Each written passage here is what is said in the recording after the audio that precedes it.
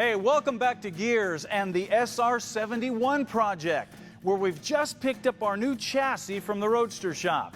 Now, with the two chassis side by side, you can really start to see the difference between the original 1959 version and the Roadster shop version. First is the front suspension. Now, this is their fast-track suspension, and it's built around the C6 Corvette spindles and hubs.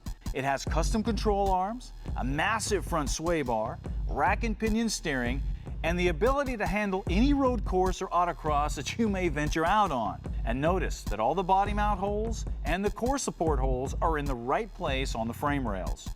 In the center is a custom cross member and mid brace that eliminates the frame from flexing and twisting under heavy acceleration or cornering.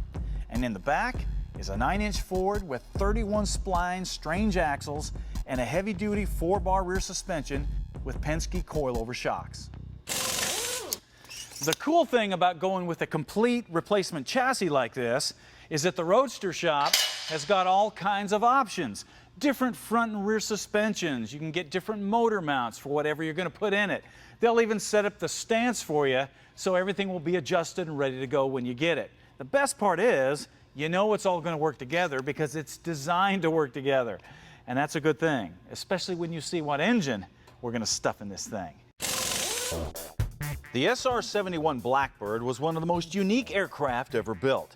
A spy plane capable of sustained flight in excess of Mach 3.3, it required a radical way of thinking to get air into engines at that speed. By utilizing a special input cone, the engineers were able to create a type of forced induction that contributed to its amazing speed.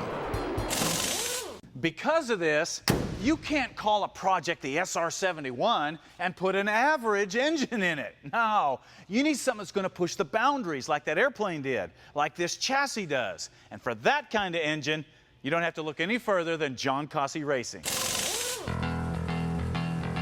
John Kaase is well known for developing and building some of the best high-performance engines and parts in the business. However, his latest creation is something that they have been secretly developing for the Ford guys. A new aluminum head for the big block Ford that's so good, there was only one name that seemed to fit it, the SR-71. My goal all along was to have a head that would make easily 1,000, maybe 1,100 horse that a guy can buy all the parts and not do anything to and assemble it and make that, and it'll still fit in a passenger car or truck, and you can buy headers that fit. Beneath the valves, the intake and exhaust bowls are deeper, and the floor of the intake ports have less rise, allowing far superior flow and volume. Both the intake and exhaust valves are longer and redesigned for strength and flow, and the intake valve is a big 2.375, and the exhaust is a 1.76. The spark plugs are also relocated to put them more in the center of the piston, and there's many other subtle changes that allow the SR-71 to build incredible power way beyond anything you can imagine from a head that, on the outside, still looks like a stock Cobra Jet head. These are very street-friendly heads because of the rocker arrangement and stuff like that. The only thing you have to decide is, how much compression you'd want to run to get it to run on the street, and you'd want to back up the camshaft lift a little bit, but as far as running on the street, no problem.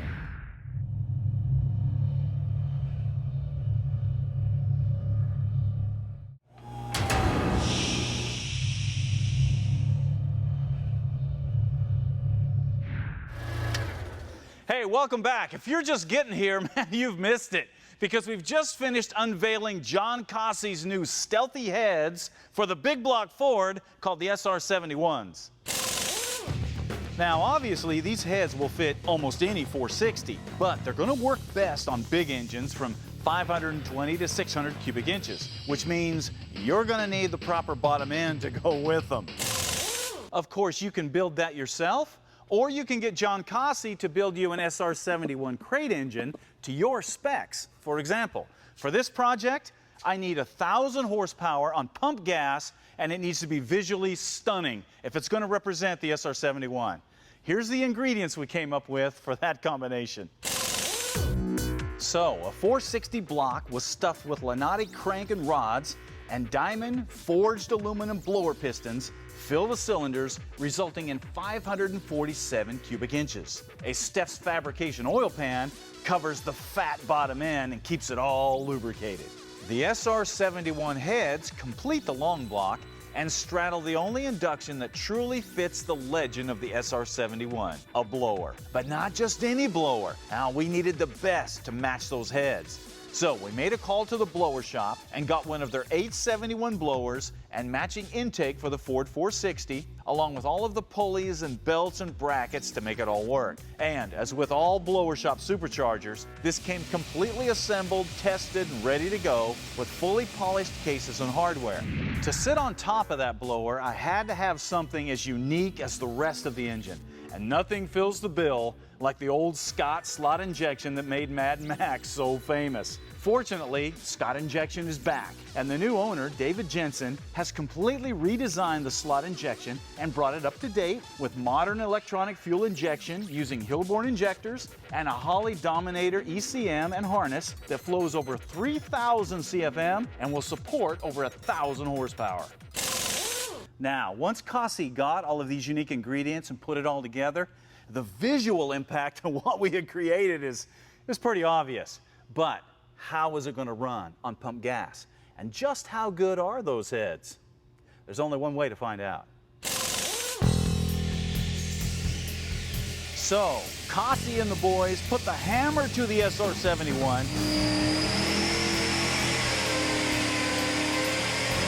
and it topped the dyno at 1,027 horsepower at 6,700 RPM and 903 foot-pounds at 4,600 RPM. Now, obviously, we're going to need a pretty serious transmission to go behind an engine like this.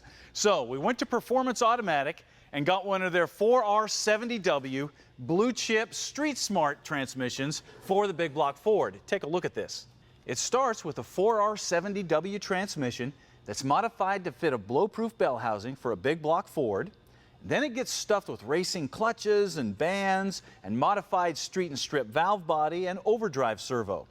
They also put in a hardened intermediate shaft, new solenoids, and they match it with a special 10-inch torque converter and MSD transmission controller, and of course all the hardware you're going to need. Now, this combination will handle that 1,000 horsepower the motor's kicking out, and with the powder coating and the aluminum pan, it looks like it belongs behind that engine as well. Okay, we have our engine decided, we got our transmission. What about a drive shaft? Obviously, we got to have something strong. And one of the best on the market comes from Denny's drive shafts. Now, Denny's has been building drive shafts for over 40 years, and they've got it dialed in. They specialize in high-speed, high-strength, high RPM drive shafts that they make for hot rods, muscle cars, 4x4s, even drag cars. Now, they'll build them to the length you need. They'll put the right ends and yokes on there so you get the drive shaft that you want.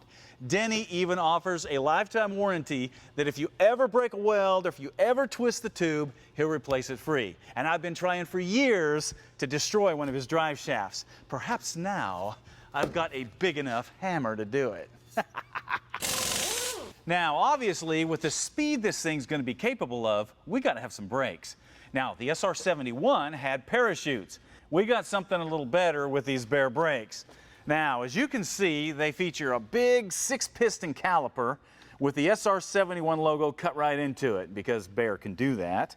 And we're going to match them with these big 14-inch rotors. This will bring this thing to a stop in a hurry. Now, the rear brakes, very similar. Once again, it's a Bear kit that bolts right to a 9-inch Ford housing, but it's a little smaller. We're using the 4-piston caliper, a matching rotor, and the internal e-brake. So as far as brakes go, we're good to go.